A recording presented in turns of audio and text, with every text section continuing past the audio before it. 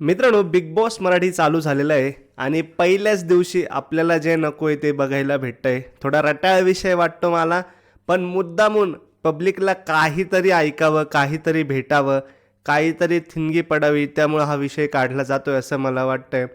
मित्रांनो, आत्ताच 20 मिनिटापूर्वी एपिसोड चालू होता, त्याच्यामध्ये बघितलं मी. दीपाली सय्यद मॅडम होत्या, आपल्या दीपाली भोसले सय्यद मॅडम होत्या. त्या लावणीवरनं काहीतरी बोलत होत्या, म्हणजे लावणीवरनं सांगत होत्या की लावणी अशी असते, लावणी तशी असते. आणि आजकाल काय तर बार डान्सर आलेलं आहे म्हणे, बार डान्सरलाच त्यांनी स्टेजवर आणलेलं आहे. त्यांचं वक्तव्य चुकणार तेवढंच त्यांनी स्वतःचा तोल सावरला. म्हणजे मी बार डान्सरच्या कामाविषयी काही बोलत नाही आहे, परंतु त्यांनी त्याच लोकांना वरती आणलेलं आहे असं म्हणताय. तीच गोष्ट तिथं बसलेली होती आपल्या राधा पाटीलची मैत्रीण.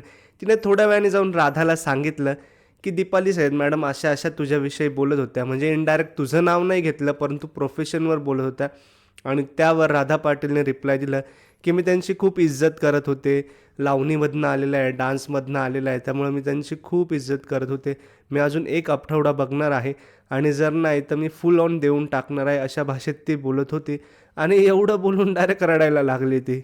लगेच कॅमेरे तिच्याकडे गेले. असाच काहीतरी उद्देश असेल असं मला वाटतं. राधा पाटीलने वक्तव्य केलं की स्वतः बघ, स्वतःचं नाव तरी आहे का, तू कुठे आणि मी कुठे. इनडायरेक्ट तिने कंपॅरिझन केलेलं आहे. आता काय वाटतं मित्रांनो, दीपाली सय्यद मॅडम यांनी जे सांगितलं आहे की लावणीचा चिखल झाला आहे, चिखल हा शब्द वापरलेला होता त्यांनी, या नवीन येणाऱ्या लोकांनी केलेलं आहे. आणि त्याचा डिफेन्स म्हणून राधा पाटीलने सांगितलं की आत्ताची नवीन जनरेशन आली आहे, जेनझी जनरेशन आली, त्यांना जे लागतंय ते मी करतोय. बेसिकली ही महाराष्ट्राची संस्कृती नाही असं देखील दीपाली सय्यद म्हणाल्या होत्या. तुम्ही कुठल्या बाजूनी आहेत, काय वाटतं नक्की मला कमेंट करून सांगा. आणि यांनी जाणून बुजून सुरुवातच पहिलाच दिवस आहे, म्हणजे आता शोचा जरी दुसरा तिसरा दिवस असला तरी जे बिग बॉसचं चाललं आहे दिवस पहिला, तर पहिल्याच दिवशी अशी गणगण करताना दाखवत आहे.